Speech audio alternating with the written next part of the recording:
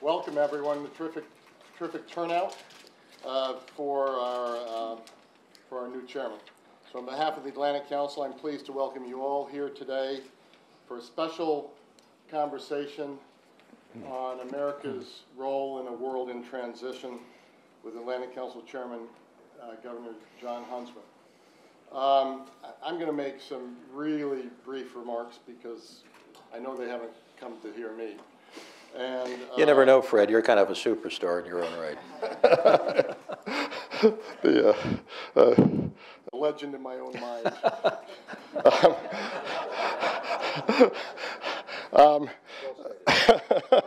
But here's what we've discovered. Yeah, we went to rival high schools in Salt Lake City, and I think we've actually identified the time, Fred, that you visited the Marie Callender's restaurant when I was washing dishes in the back. And my wife was working as a salad girl. Didn't we discover that? And here we sit at the Atlantic Council. Yes. Imagine that. You got a lot more out of Marie Callender's than I ever did. Certainly not the paycheck. But it is true. The Marie Callender's, I'm not sure how many of you know Salt Lake City, but there's Foothill Boulevard. And between my house and the University of Utah was Marie Callender's, so I usually would hit it in the morning and in the evening. But I never got to know any of the salad That would have girls. qualified you for the discount, by the way. Yes. So we've been talking a lot at the Atlantic Council over the last couple of years about a historic moment, historic shifts. Comparing it, as did the National Intelligence Council's quadrennial Global Trends Report, to 1919, 1945, 1989. And, you know, we don't feel happy about what's happened in Ukraine for sure. But I think what it's done is it's shown that this is not empty, idle rhetoric, but the Council's mission is perhaps as meaningful as it's ever been. And that this is an inflection point. So I have lots and lots of questions for our new chairman, but I'm going to give you a little bit of an introduction first. And I know you're a modest person who would not necessarily want this, but this is your first public event as chairman, and so indulge me. He's taken the chairmanship succeeding our last chairman. He took the chairmanship in January, succeeding our last chairman, Secretary Hagel, who's now wrestling with some of these issues at the Pentagon, and our interim chairman, General Scowcroft. Governor Huntsman served 4 U.S. presidents in critical roles around the world: ambassador to Singapore, ambassador to China, Deputy Assistant Secretary of Commerce for Asia, U.S. Trade Ambassador, and twice elected governor of the most important state in America, recognized per capita producing the most talent in Washington, I think. Oh, Brent Scowcroft won't disagree with that either. Recognized during that time by the Pew Center for running the best managed state in the country, which ranked first in job creation, won re-election with 78% of the vote, 80% approval ratings, with I think only Kim Jong-un can compete with that. And of course, talented business You saw leader. what that did for me on the presidential campaign trail, though, didn't you? Yes. We won't talk about that part. We'll get back to that. The talented business leader, boards of Chevron, Caterpillar, and Ford, in fact, heading off tonight for a Ford Management Committee meeting, or excuse me, board meeting. And then his latest initiative, No Labels, nonprofit working towards the new politics of problem solving in a bipartisan, nonpartisan way, moving the country forward. In some ways, we've talked a little bit about how the Atlantic Council is sort of no labels foreign policy. How do we create a sustainable and bipartisan foreign policy? And yes, Governor Huntsman was also a presidential candidate. So it's hard for us to imagine a more qualified board chair. you've got a situation in Ukraine that looks bad. You've got a situation in Syria that's not getting better. You've got problems that aren't going to be ended in Afghanistan with our withdrawal. You've got tensions heating up in a part of the world you know so well, East China Sea, South China Sea. How do you set priorities? How do you, in this kind of situation with unlimited problems and limited resources, how do you actually decide what to do? And within that, the cliche question, what keeps you up late at night within all of those issues? Well, first of all, let me tell you what an honor it is to be here. I'm new to the Atlantic Council. I did my diligence before coming here, and now I can say that I've honestly discovered what I thought to be the case on the outside, which is an organization with enormously capable raw material, if I could put it in very crass terms. People who know their subject matter, who are motivated, and part of an institution where the leverage power, I think, is enormous with respect to the shared values we have with Europe and how you can apply that to problem solving around the world, which will be something that maybe we can talk about later. As you look at the world, you can't help, and I just draw from my experiences, and here I am talking to people who know the subject matter far better than I do, but you can't help, having lived overseas, as I have 4 times, serving in a state leadership position, working in federal government, working in business as part of an entrepreneurial culture, as seeing, that the real need we have as a nation is to build out from within our core, because some of our fundamentals are downright weak. And it's hard to carry on an effective relationship with anybody abroad without first a level of confidence, which we lack today. We've been hit hard in recent years. 9/11, I think we're still trying to make sense out of the post-9/11 period and what that has done to our foreign policy. Now, going from war and conflict in the Middle East to figuring out how to clean it up and make sense of it all, to then an economic implosion that shipwrecked every citizen of this country. Home values, retirements just disappeared. And it's left us looking around wondering what the American model means and if it is relevant and how it is to be applied in the 21st century. If people are still willing to follow our example. And it's all there because I've seen it 10,000 miles away, and we shine as a country in ways that you can only see when you live 10,000 miles away. But when you look at our priorities, they very much, I think, have to be based on building out the fundamentals that will strengthen this nation.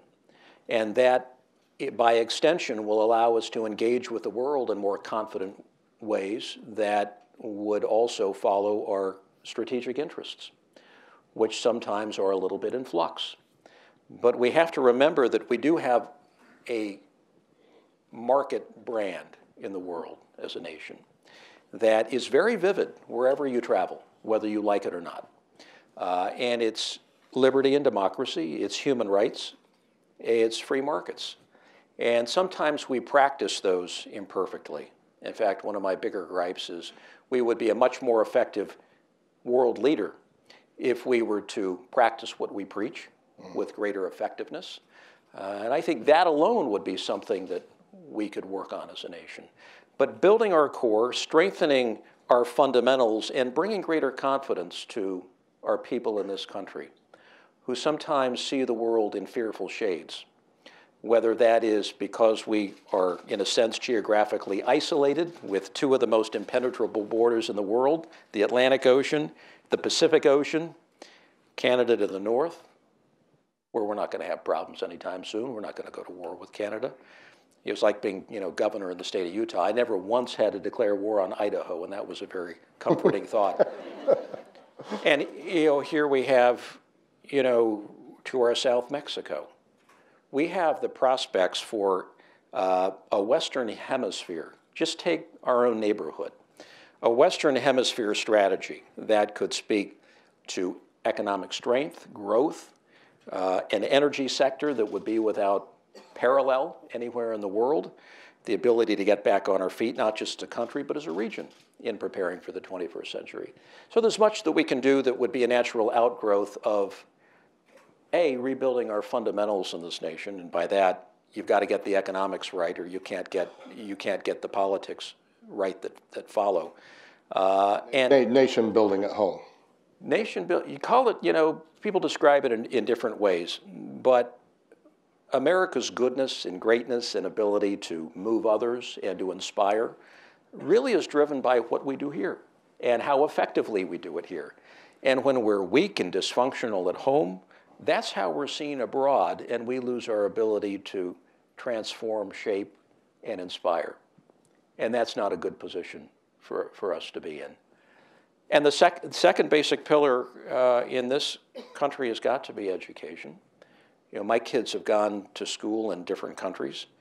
They've been to school in Taiwan and Singapore and China. We've seen some of the best educational systems that are out there.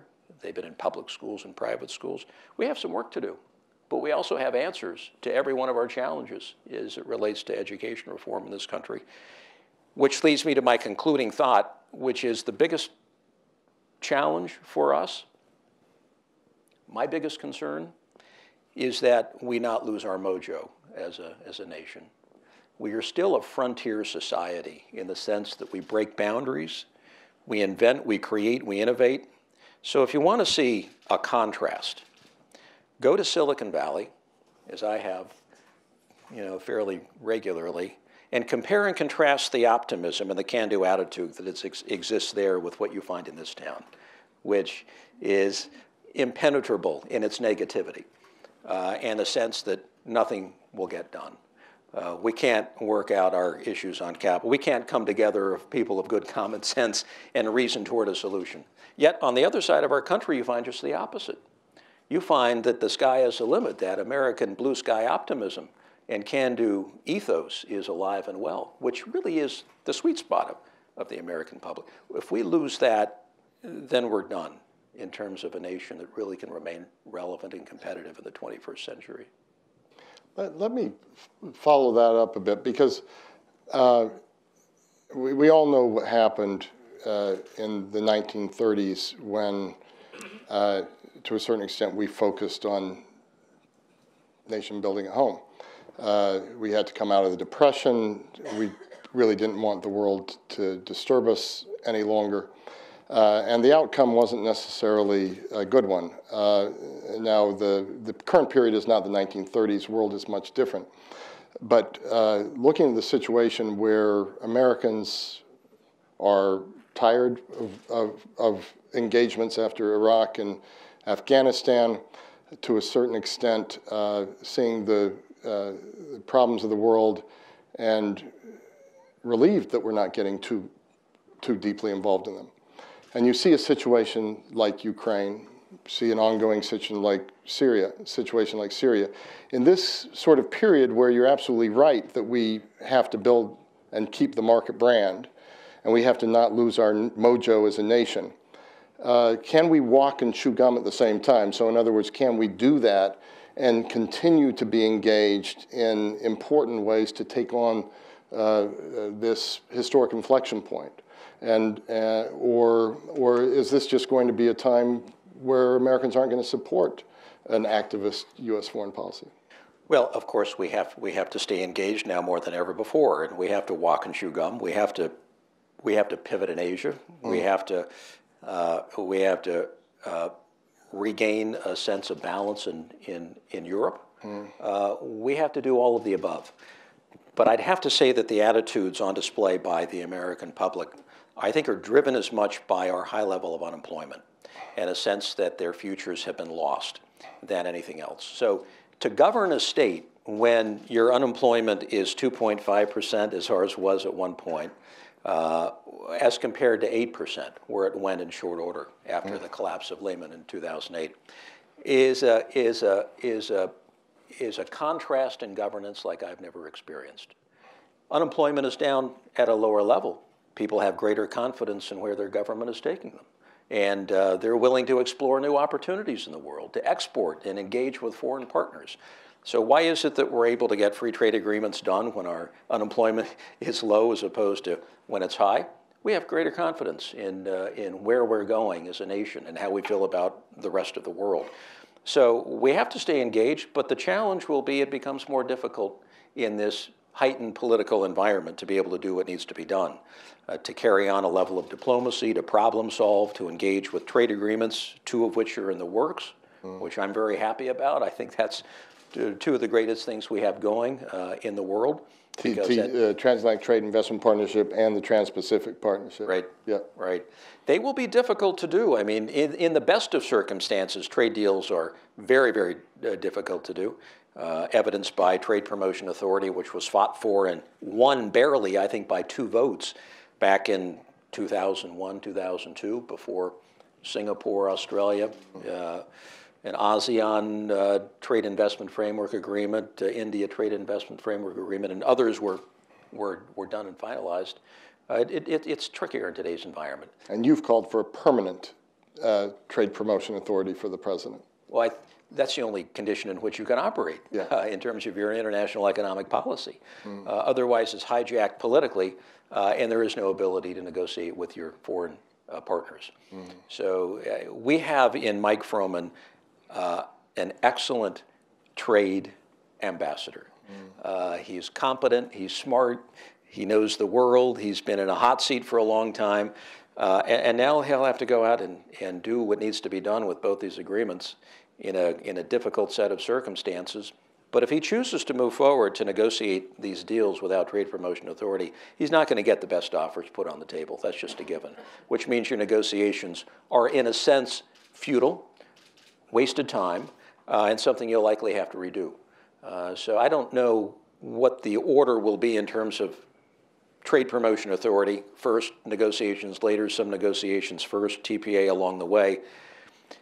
Based on my experience, and I know we have trade experts in the crowd, there's not much you can do in terms of getting serious proposals from your negotiating partners without a sense that Congress is willing to vote it up or down. Let's stay on that 1 second before we go on to Europe, and I want to ask you a question about Europe. In some of your previous comments, you've been concerned of moving ahead with these agreements that leave out China. Do you have that concern with TPP, and as you know, China's moving in its own direction, that or do you think in time, by creating this, the Chinese will come on board? Well, it's an incentive for them to move along.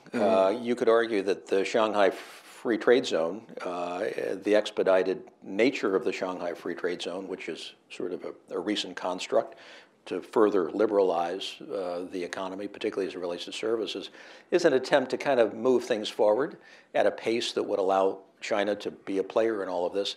But my experience is this. You know, in the great balance sheet in the sky with the United States and China, there's a perfect harmony or balance to the relationship. And when it gets out of balance, then China will try to do something to bring it back into balance. So we create our own TPP with, a dozen other nations, 40, 50% of the world's GDP, and move forward. China will create something that resembles that block and move off in their direction to recreate that harmony in the sky.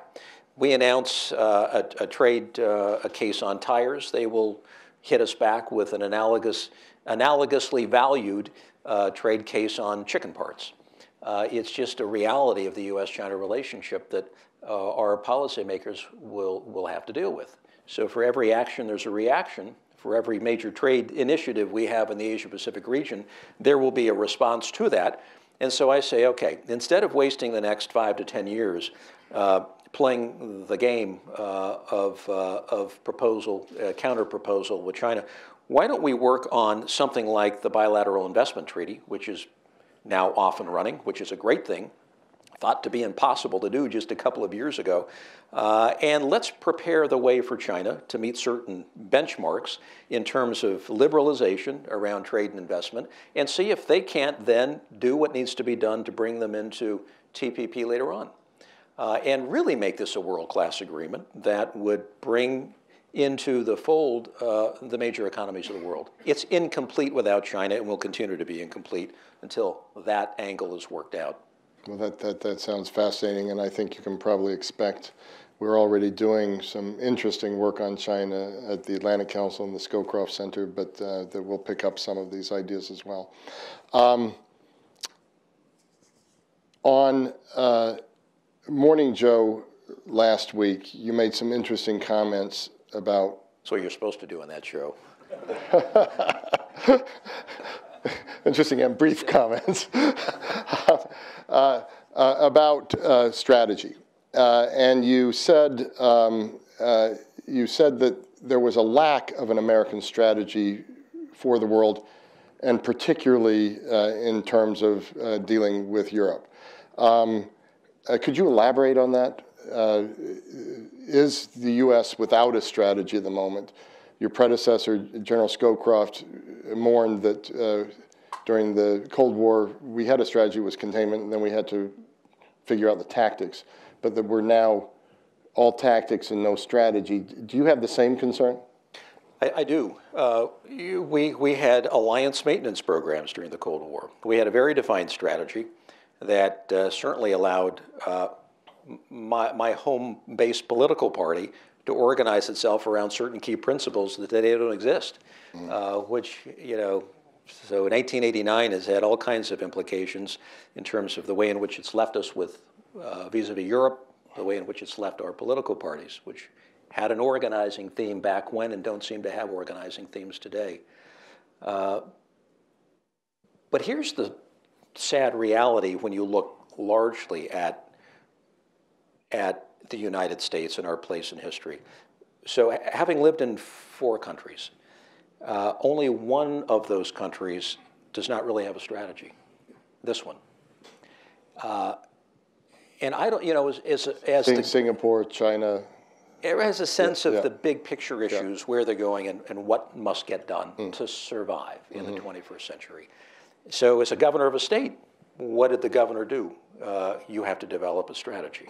You have to figure out how you got to get from point A to point B. And the public policy changes that will be required to get there with your eye on the ball longer term. And you know, for the life of me, I can't figure out, other than leaving things to the marketplace, which as a free market guy I always think is a good thing to do. But what are the big things this country must get right in order to succeed in the 21st century? Our financial ratios, our entitlement programs, education, our budgets. You know, there are several things that we have to keep an eye on, or we just sort of get way out of balance such that we can't compete. You know, you've lost a decade, and in that lost decade, you have had others who have risen up and they fill the void. And so I worry about that. I worry about a country that does not have a defining strategy. And I'm here to tell you that there are most Republicans and Democrats who come together around certain fundamentals of a strategy. I've seen polling, I've seen the quantitative analysis done on the American public and how they feel about the transcendently important issues that they feel just must get done. That would be part of our overall strategy. We don't have much of a strategy as it relates to Europe post-Cold War. We haven't had much of a strategy in the Asia-Pacific region. One is sort of being defined at this point. We're short on strategies. We do tactics, which really are sometimes a response to the short-term political thinking in this country. But we're in dire need of a strategy, and that's where I think TTIP will be fundamentally important, where I think Ukraine has, in a sense, been a wake-up call about where Putin goes, where he'd like to go, his traditional sphere of influence, and regaining that traditional sphere of influence, which is sort of the natural progression of an empire once changed. And some things we ought to be working on. I think the events of the last little while actually will be very good and healthy for the U.S. and NATO, and I think will give real impetus to our free trade agreement that will be, even in the best of circumstances, very challenging to negotiate. Yeah, I think that's really interesting because, as you know, at the Atlantic Council, we've been great advocates of transatlantic trade and investment partnership as a strategic goal, not necessarily as an economic trade agreement, but that also. So this is very interesting. So you mentioned Ukraine. Gideon Rachman in the FT this morning said Ukraine is a direct challenge to the U.S.-led world, and he said, and I'll quote this, quote, President Putin gets away with it, then other governments such as China and Iran may decide defying America is getting less risky. So as you look at this and you're trying to think about strategy, is Ukraine a direct challenge to the U.S.-led world? What should be our aims? What should be our means with this kind of challenge? How should we think this through? Well, a strategy to begin with would be a good thing based on a few more friends in the world. Our ability to bring the big powers to the table around an issue like this. When you can't talk to China, among others, about what you do in response, when you don't have a strong enough relationship diplomatically, that becomes problematic. But it opens up for us some opportunities as we look longer term, for example, at the energy markets and what we might be able to do with respect to LNG trade. So if you have somebody like Putin who doesn't like the way the Cold War ended, who doesn't like our view of world order, but a lot of people don't like our view of world order. They want a multipolar world, which is pretty much where we are anyway. We are the superpower within, but you have effectively a multipolar world. What tools do you have, in response to a situation like this? You shore up alliances. You share more in the way of information. You deal with the big powers who have some leverage over Putin's behavior to ensure that additional land grabbing doesn't occur, and you hit a country where it hurts most. In Putin's case, probably reputationally, when you're a person of considerable confidence, you hit them reputationally. That hurts. You hit them in terms of the economics. And that is, when you look at Russia's trade with Europe, it's 50% of their overall portfolio, and almost all of that is gas and oil. So what can you do on the oil side? Not much, because the oil is based on markets that fluctuate more freely than the gas market, which is negotiated on a bilateral basis. You're stuck once you negotiate it, for the most part. So is gas cheap? Gas isn't cheap as it relates to Russian gas. So in 2010, they negotiated an agreement with Ukraine, a 20% discount on the price that they put on the table, only to find that that also included a 25-year extension of their naval facilities in Crimea. So energy used for purposes of their geopolitical goals and ambitions. So how do you respond to that? You can talk, you can threaten, you can go on TV and act as though you're angry and outraged. But it's better just to say, we have the raw material, the resources to actually forge a policy over the next 2 to 3 years that would be able to win over some market share that would really be an attention getter. Because I'd have to say that Russia's wealth primarily is still based on their cash flow from non-gas and oil means is not significant. They're very interesting. So this is the area that is, I think, most sensitive, and one where we have some real cards to play.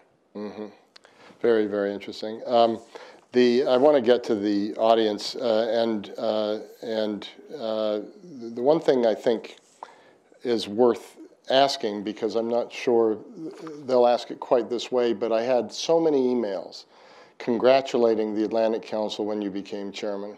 I don't think I ever received so many emails in a 2-day period my whole time in the Atlantic Council. But there were more than a few that said, but is he an Atlanticist? So are you an Atlanticist? and less superficially than that, what does that mean? What does it mean to be an Atlanticist in today's world? Well, I don't think it means much in today's global environment. what I like about this organization is that its work ultimately is focused on global stability. And that's what we all ought to be aiming for.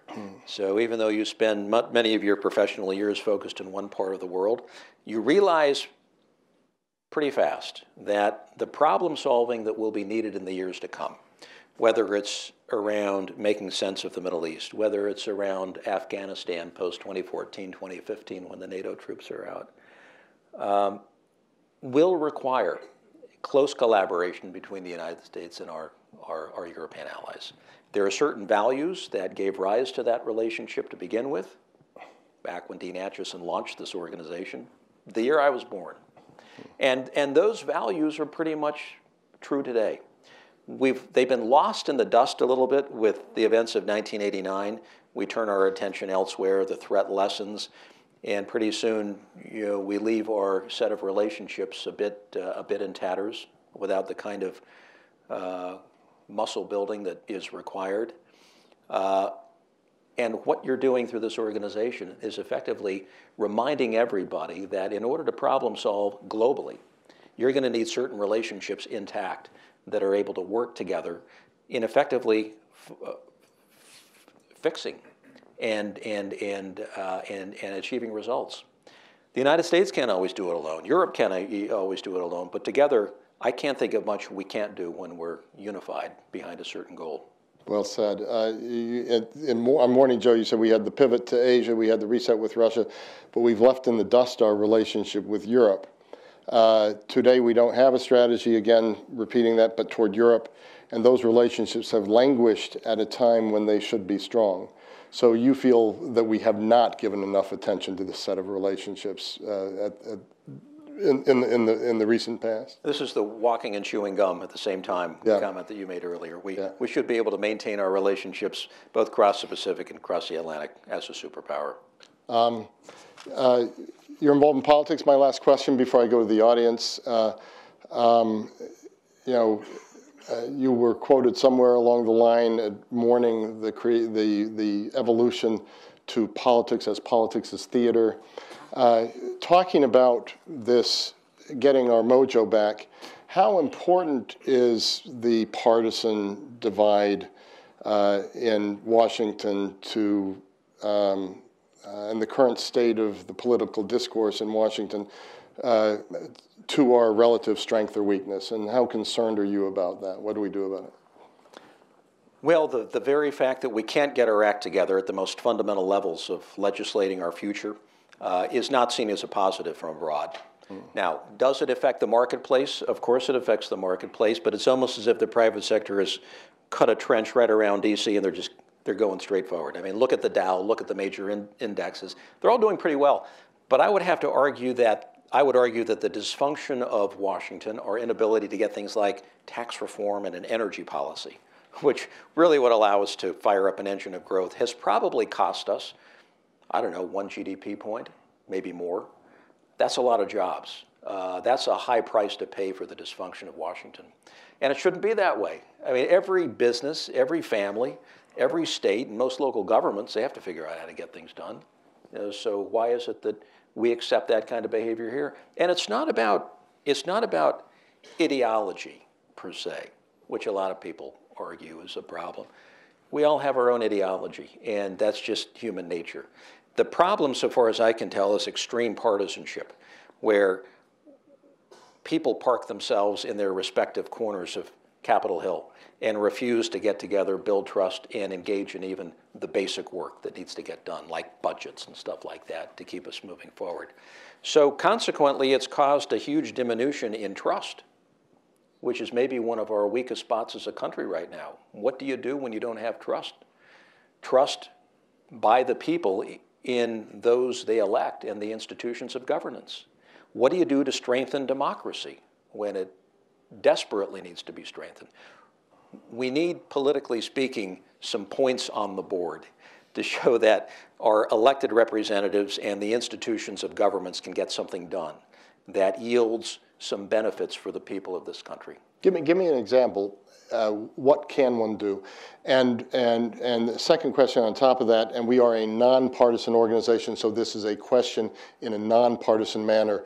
What would the Republicans have to do to win in 2016? Well,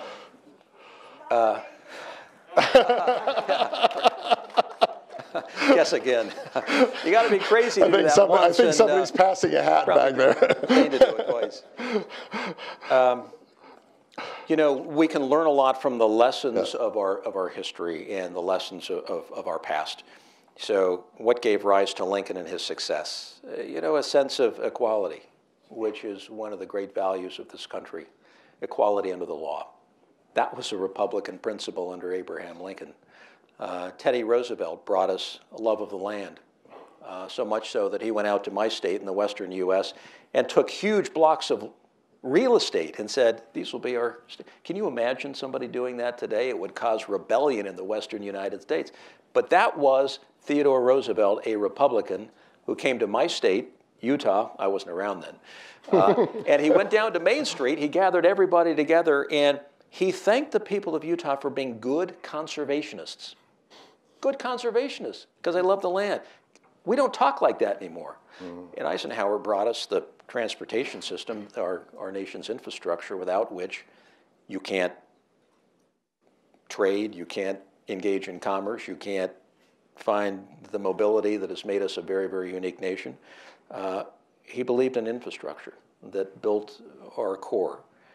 And Reagan brought an end to the Cold War because he had, in a sense, the courage to sit down and negotiate with people who today we wouldn't be allowed to meet with. You don't meet with your opponents. You fight your opponents. You attack them. Yet he had the confidence to do otherwise. And so I say, if you look back, you know, over the last 150 years of Republican governance, you can find all kinds of examples that would suggest that in order to win, you've got to replay a couple of our greatest hits.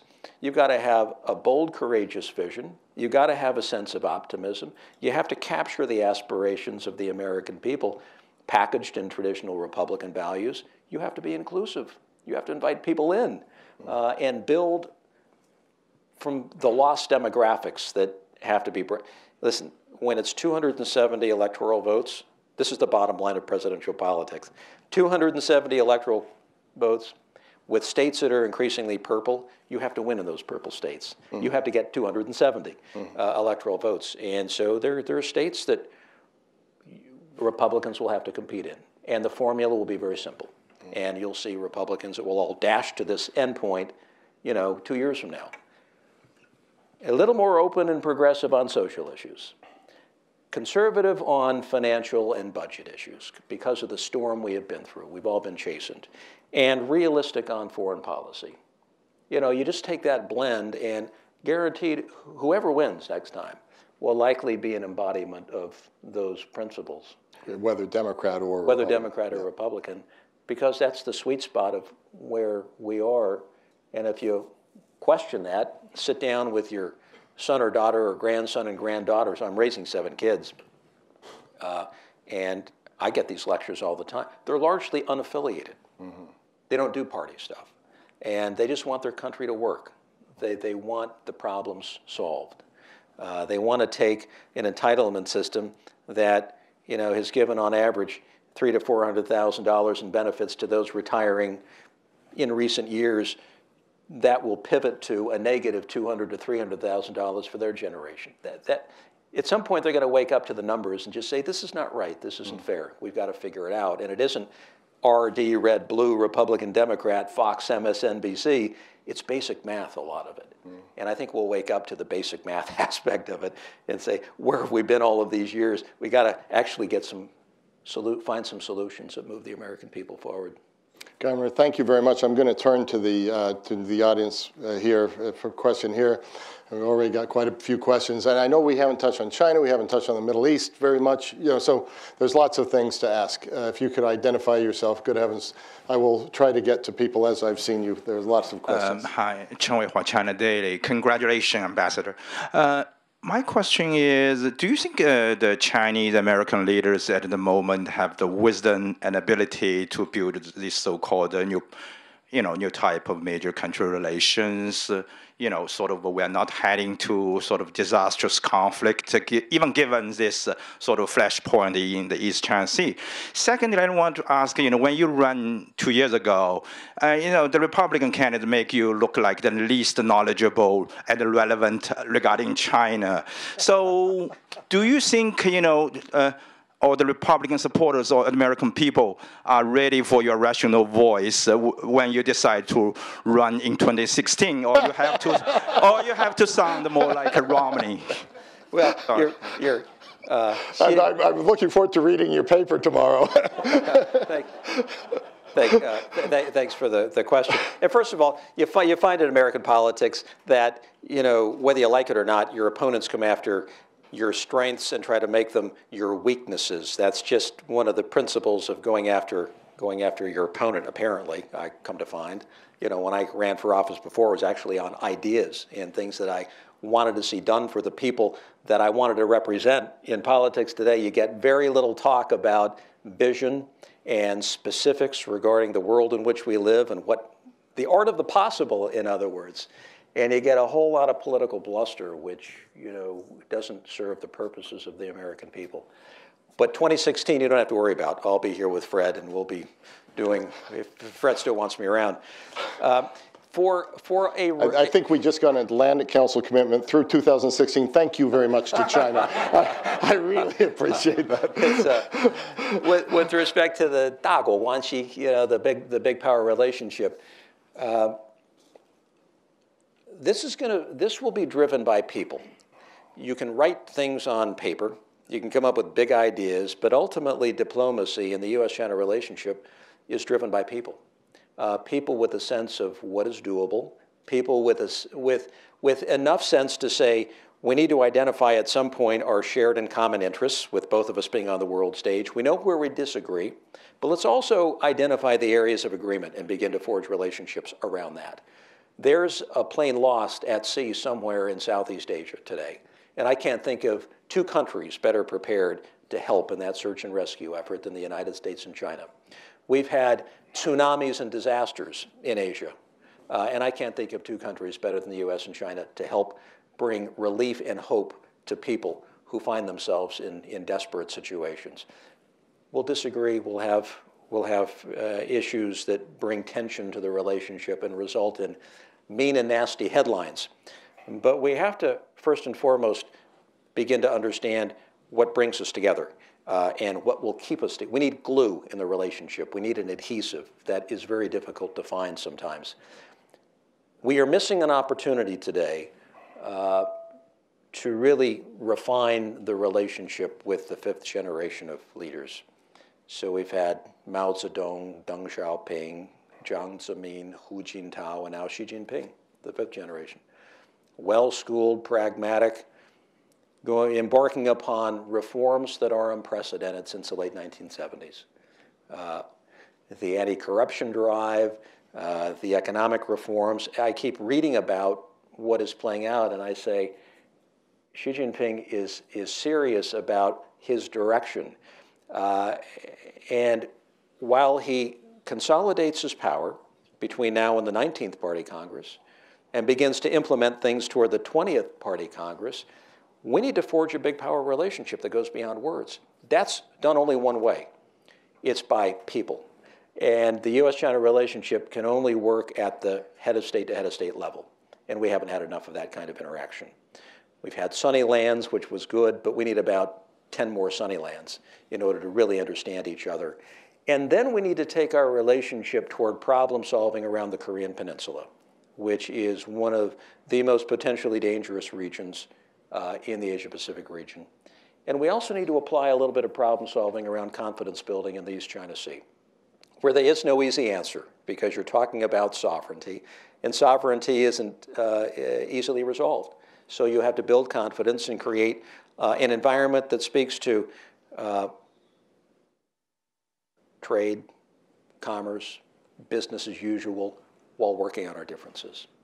And we need a relationship that allows us to deal with issues like Afghanistan post-2015, when a vacuum will be created and something will fill that vacuum, and it will likely result in additional trouble.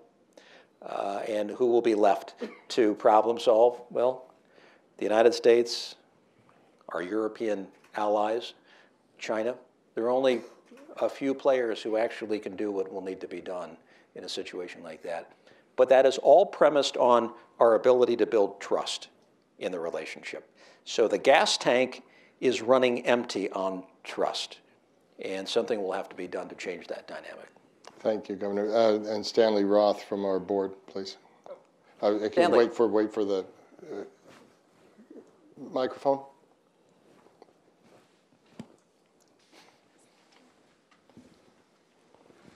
I'd like to ask you a question that sort of combines two of your areas of expertise, trade and China, and talk about APEC, as China will be the host this year. Do you see anything useful that APEC can accomplish at this point, given kind of the stagnation in the international trading system, the failure to reach WTO agreements? APEC meetings have struck me as more political meetings these days than economic. Do you think there's any hope that China will be able to pull something together working with the rest of the members? This APEC meeting, more than any other, would want to be loaded with a lot of economic thinking, hosted by China. They're going to want to put on a good program. United States will have been just through the 2014 election cycle. We'll have some new capacity politically because we're not immediately looking at an election. And one of my complaints about APEC traditionally is that it tends to spend a lot of time on the political and rehashing a lot of the G20 issues and not enough on the regionally pertinent economic issues.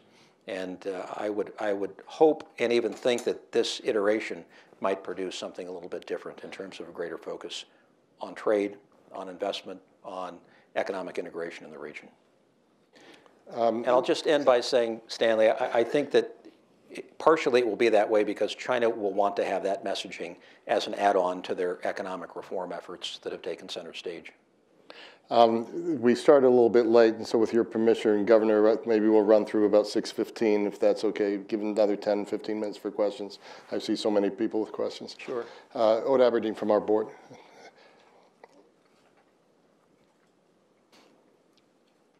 Governor, what are the implications of the Ukrainian crisis on China? What lessons will the Chinese draw from this crisis?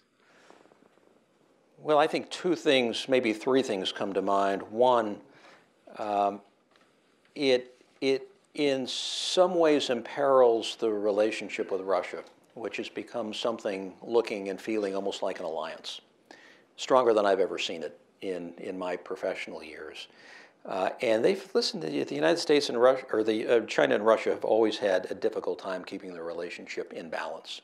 They have a long border. They've had tension there. If it weren't for the oil and gas plays, I'm not sure there'd be much to talk about. But now they have the United States to talk about.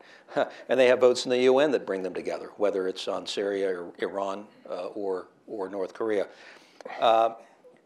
Second, I think it runs afoul of what China likes to see as regional stability. So what does China want in the region? They would like to buy 20 to 30 years of predictability to grow. They want a nicely ordered and stable world.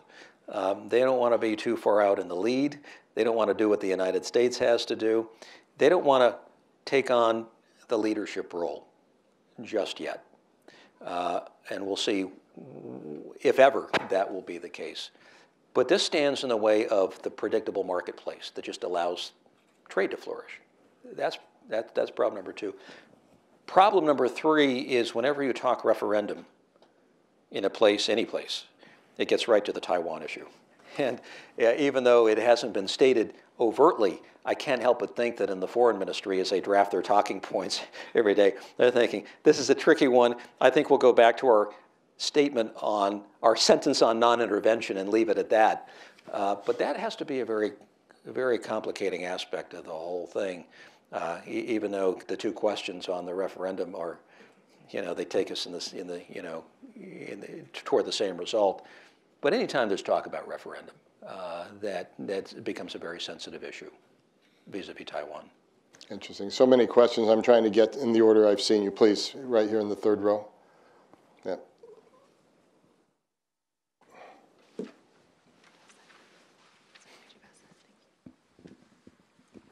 Meto Klosky with the United Macedonian Diaspora. You talked about strategic or defining strategy, U.S. strategy. I wanted to know more your opinion about Europe whole, free, and at peace and completing the project. I think you mentioned correctly Ukraine has brought us back a wake-up call. We haven't seen really an enlargement summit with NATO, and given Atlantic Council's work, where do you see enlargement and U.S. policy on enlargement, particularly Macedonia, Georgia, Ukraine, at the upcoming NATO summit? And maybe within that also, how do we manage our relationships with Moscow and Kremlin and the Kremlin at the moment? Just to make it even easier. Well, this does provide us an opportunity to focus on NATO. It gives us an opportunity to recalibrate our interests in the region, which will have to be part security. So we're filling the economic portion with TTIP, which is a good thing.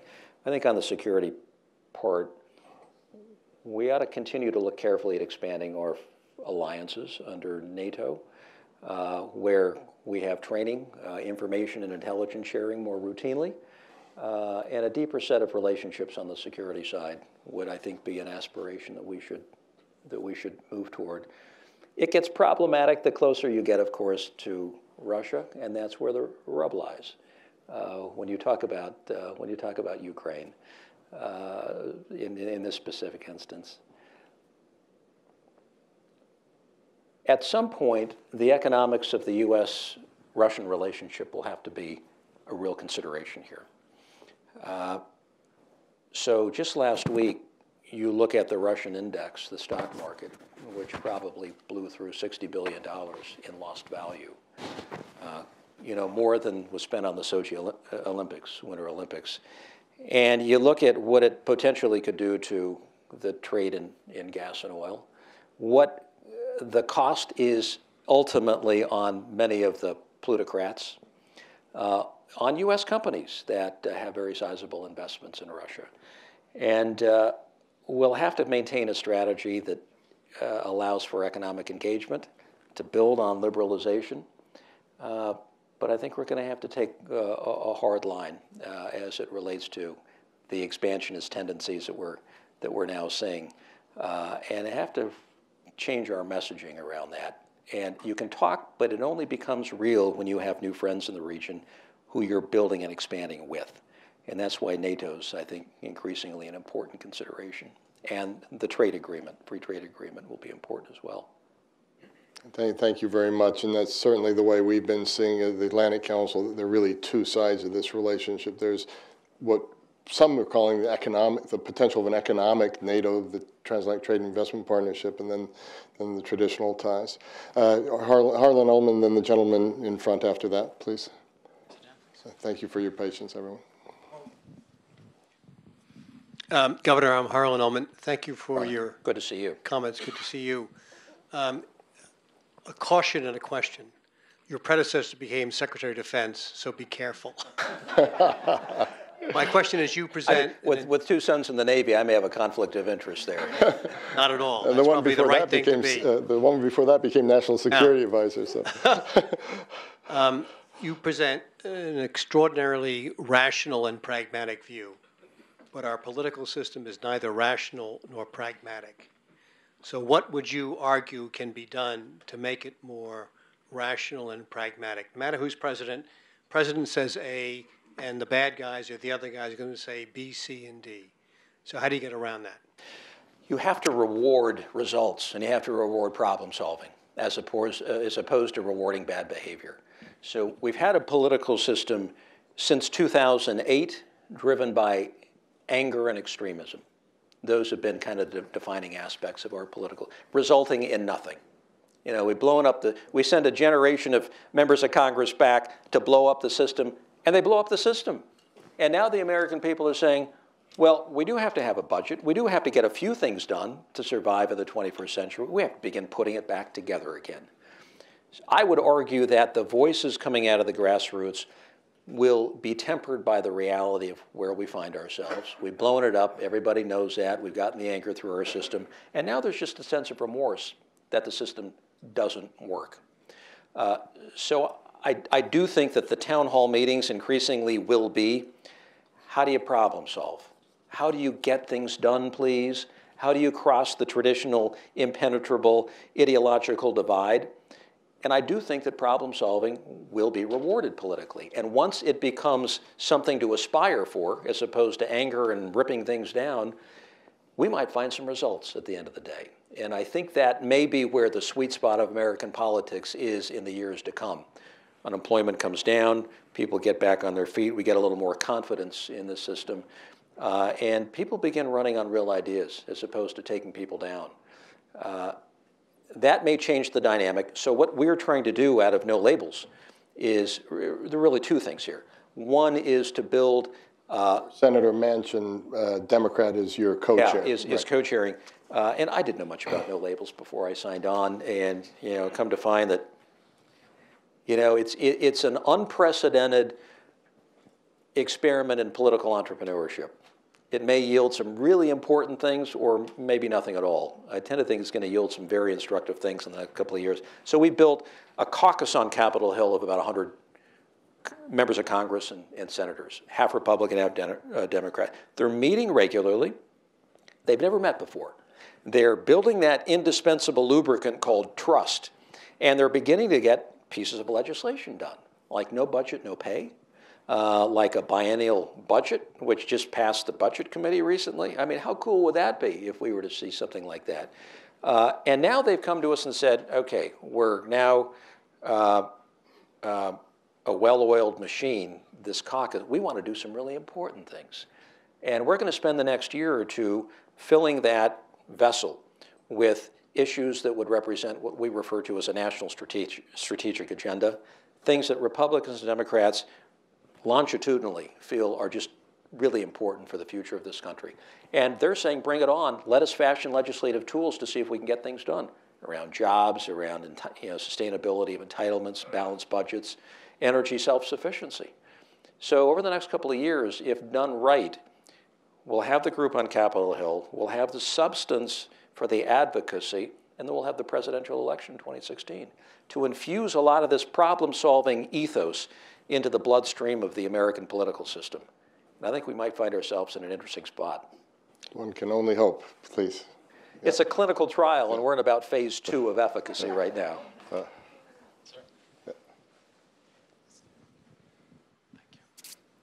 Thank you. Paolo von Schirach, editor of the Schirach Report. Thank you very much, Governor. Thank you. Thanks for the Atlantic Council. Excellent choice in having opportunity to get the governor as chairman of the board. Question that addresses some of what you were saying before about sort of retooling America and refurbishing the brand that is our economic vitality and therefore how that impinges upon our effectiveness abroad. Ukraine, $35 billion in the hole, more or less, I guess estimates vary. The Obama administration is making noises about we've got to help the Ukrainians. They're really in dire straits right now, leaving aside what will happen to the Crimea, which is a different issue, but related. The question is, given where we are right now and the problems that you have outlined about our fiscal difficulties and all that, and relative economic decline, is the U.S. in a position to follow through this at least a generic commitment made by the Obama administration in conjunction with the European Union, possibly the IMF, to say, okay, we're going to go into the Ukraine and we're going to save this country and we're going to show the world that democracy and free markets do work. Our brand, in a sense, is reaffirmed. Do you think that in the present circumstances that you have outlined, this is actually going to happen? In other words, we need a long-term commitment. Can we do this?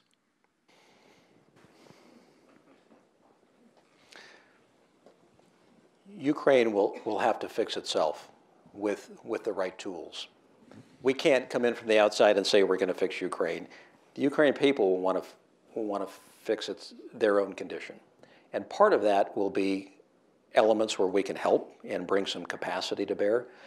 So what is one of the biggest issues of all? Take the Russian intervention and put it aside. So just the issue of governance, I think, has plagued Ukraine in recent years. Good government, predictable government. Do we have some capacity through even our NGOs and our universities to bring to bear some good ideas and thinking there? Of course we do. We should be participating. On the economic side, Ukraine will have to go through a period of reform to meet certain economic conditions with the IMF or with major trading bodies like the WTO to be a player. We can help in terms of moving their priorities forward, helping on the capacity building side with respect to trade that would make them a more viable economic player. So these are all things that we should not shy away from. We have to be careful about over-promising and under-delivering. We want to make sure that we're there in a way that's consistent with our brand, which is where we started this whole conversation. We are noted for doing things quite well. We are admired as a nation for certain aspects of those, and that's what our focus ought to be. Thank you. We only have time for one more question. Gentleman right here. Thank you. I really apologize to those I didn't get to. Thank you. Rob Perlarina, AIAC Investment. Ambassador, this sort of touches on some of the business background you have as a governor and the business side. A number of the Russian banks actually have sovereign debt positions in Ukraine and some of the other European countries. How much influence do you think they have on the leadership side as to some of these moves, and given some of the depressed bond prices and debt? You mean on Russian leadership? I think enormous clout. So how many billionaires now reside in Russia? Over 100. A lot of gas and oil plays. Look at Gazprom. Break down the ownership of Gazprom. And you find that we're interconnected. No surprise there, kind of where we started. Mm-hmm. We can build our core, we can focus on our domestic fundamentals.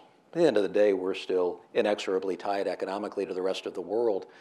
And I think there are some economic pressure points that are probably working behind the scenes in ways that are unseen on the body politic in Russia. And I suspect and that's why the talk about the economic stakes is a very relevant one.